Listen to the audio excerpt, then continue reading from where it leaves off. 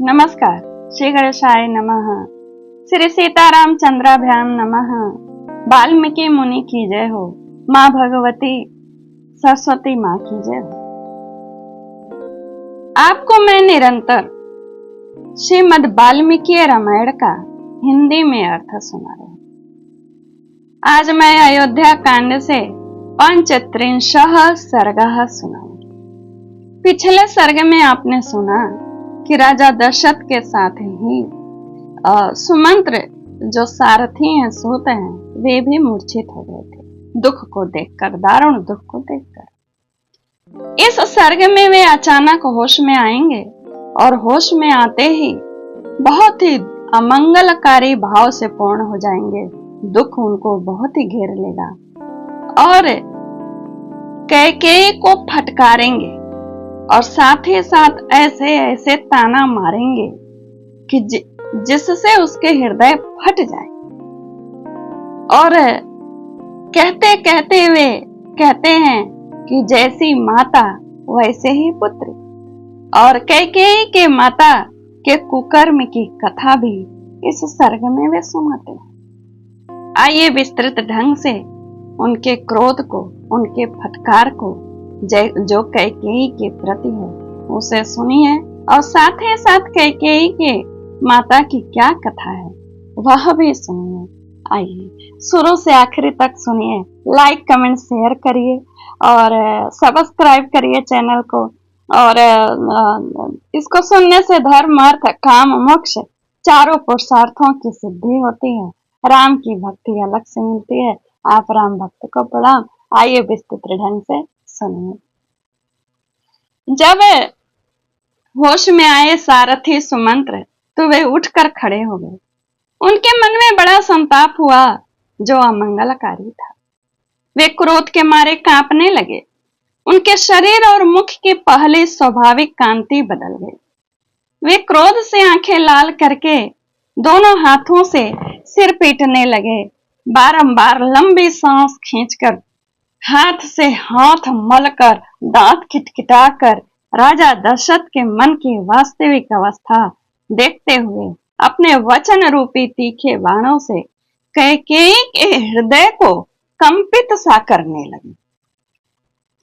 अपने अशुभ एवं अनुपम वचन रूपी वज्र से कैकेयी के सारे मर्म स्थानों को विदीर्ण करते हुए सुमंत्र ने उससे इस प्रकार कहना प्रारंभ किया।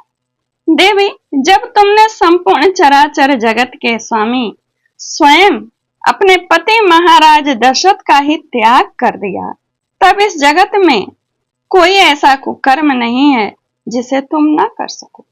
मैं तो समझाता हूँ, मैं समझता हूँ कि तुम पति की हत्या करने वाली तो हो ही और अंत में कुलघातनी भी।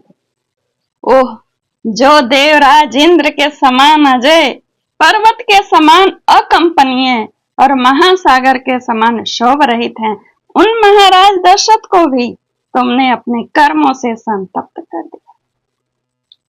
राजा दशरथ तुम्हारे पति, पालक और वरदाता हैं। तुम इनका अपमान न करो। नारियों के लिए पति की इच्छा का महत्व करोड़ों पुत्रों से भी अधिक है।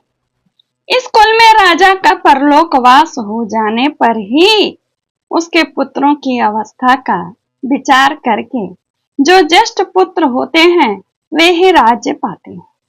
राजकुल के इस परंपरागत आचार को तुम इक्ष्वाकु वंश के स्वामी महाराज दशरथ के जीते जी मिटा देना चाहती है, यानी ज्येष्ठ को वन भेजकर और छोटे को राज्य सौंपकर। तुम्हारे पुत्र भरत राजा हो जाएं और इस पृथ्वी का शासन करें, किंतु हम लोग तो वहीं चले जाएंगे जहां श्री राम जाएंगे। तुम्हारे राज्य में कोई भी ब्राह्मण निवास नहीं करेगा। यदि तुम आज वैसा ही मर्यादाहीन कर्म करोगे तो निश्चय ही हम सब लोग उसी मार्ग पर चले जाएंगे जिसका श्री राम ने सेवन किया। संपूर्ण बंधु बांधव सदाचारी ब्राह्मण भी तुम्हारा त्याग कर देंगे। देवी, फिर इस राज्य को पा करके तुम्हें कौन सा आनंद प्राप्त होगा? तुम ऐसा मर्यादाहीन कर्म क्यों करना चाहते? मुझे तो यह देखकर आश्चर्य सा हो रहा है कि तुम्हारे इतने बड़े अत्याचार करने पर भी धरती फट क्यों नहीं जाती? तुम उसमें समा क्यों नहीं जाती? वाग दग्ध श्राप से, जैसे ब्रह्मर्षियों के श्राप देने से लोग नष्ट हो जाते, वैसे ही तेरा है जो ये हृदय पाषाण का है, यह विदृढ़ क्यों नहीं हो जा रहा है? भला हमको कुल्हाड़े से काटकर उसकी जगह नीम का सेवन कौन करेगा? जो आम की जगह नीम को दूध से सींचेगा तो क्या नीम मीठा हो जाएगा? वनवास देकर कैकेयी के चित्त को संतुष्ट करना राजा के लिए कभी भी सुखद परिणाम नहीं होगा। कैकेयी, मैं समझता हूं कि तुम्हारी माता का अपने कुल के अनुरूप जैसा स्वभाव था वैसा ही स्वभाव तुम्हारा है। लोक में यह बात जानने वाली है और यह कहावत सत्य होता है कि जैसी मां वैसी पुत्री। नीम से कभी मधु नहीं टपकता। तुम्हारी माता के दुराग्रह की बात भी हम तो जानते हैं। इसके विषय में पहले जैसा सुना गया वह बताया भी जाता है। एक समय अब वे उसकी मां की कथा सुनाते हैं। एक समय किसी वर देने वाले साधु ने तुम्हारे पिता को अत्यंत उत्तम वर दिया था। वह वर था कि तुम्हारे पिता पशु पक्षियों की त्रियक्योनि की जो प्राणी हैं उनके भाषा को समझेंगे।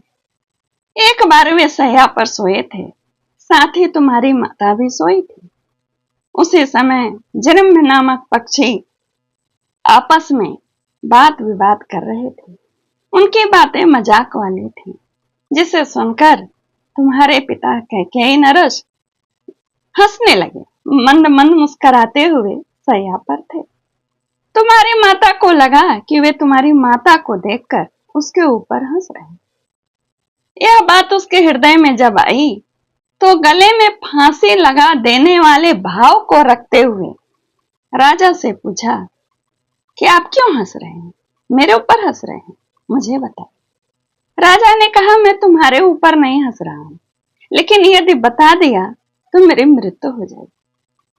तो तुम्हारी मां ने कहा, तुम मरो या जियो, लेकिन हंसने का कारण मुझे बताओ। राजा तुरंत उस साधु के पास गए जिस साधु ने उन्हें आशीर्वाद दिया था, यह वरदान। साधु ने कहा, बिल्कुल नहीं। तुम पक्षी की भाषा क्या समझे हो वह किसी को नहीं बताना है। तुम्हारी पत्नी यदि जाती है तो जाने दो। साधु की यह बात सुनकर के तुम्हारे पिता घर आए और अपने सुखों से रहते हुए तुम्हारी मां को देश निकाला कर दिया। और इस तरह तुम भी इसी प्रकार दुर्जनों के मार्ग पर स्थित हो, पाप पर ही दृष्टि रखकर मोहवश राजा से यह अनुचित आग्रह कर रही है। आज मुझे यह लोकोक्ति 16 आने सच होती है। फिर से एक बार और कहते हैं कि पिता पुत्र के समान होता है, पुत्री माता के समान। यह बिल्कुल सच है। राजा ने जो कुछ कहा उसे स्वीकार करो, यानी श्री राम को राज्याभिषेक करो, बन जाने के लिए मना करो। पापूर्ण विचार रखने वाली लोगों के बहकावे में आकर तुम देवराज इंद्र के तुल तेजस्वी अपने लोक प्रतिपालक स्वामी से अनुचित कर्म मत कराओ। देवी, कमल नयन श्रीमान राजा दशरथ पाप से दूर रहते हैं। वे अपनी प्रतिज्ञा झूठी नहीं करेंगे। श्री रामचंद्र जी अपने भाइयों में ज्येष्ठ, उदार, कर्मठ, स्वधर्म के पालक, जीव जगत के रक्षक और बलवान हैं। इनका इस राज्य पर अभिषेक तुम होने दो। देवी, यदि श्री राम अपने पिता राजा दशरथ को छोड़कर वन को चले जाएंगे तो संसार में तुम्हारी बड़ी निंदा होगी। अतः श्री रामचंद्र जी ही अपने राज्य का पालन करें और तुम निश्चिंत होकर बैठो। श्री राम के सिवा दूसरा कोई राजा इस श्रेष्ठ नगर में रहकर तुम्हारे अनुकूल आचरण नहीं कर सकता। श्री राम के युवराज पद पर प्रतिष्ठित हो जाने के बाद महाधनुर्धर राजा दशरथ पूर्वजों के वृतांत का स्मरण करके स्वयं वन में प्रवेश करेंगे। इस प्रकार सुमंत्र ने हाथ जोड़कर कैकेयी को उस राजभवन में संतावनापूर्ण तथा तीखे वचनों से भी बारंबार विचलित करने की चेष्टा की। महाराज, लेकिन कैकेयी टस से मस नहीं हुई। देवी कैकेयी के मन में न तो क्षोभ हुआ, न दुख, और न ही उसके चेहरे पर कोई रंग बदला, यानी फर्क नहीं पड़ा। यह सर्ग यहीं पर पूर्ण होता है।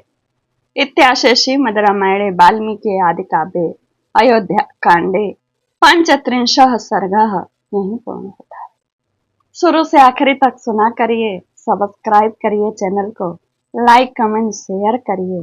धन्यवाद।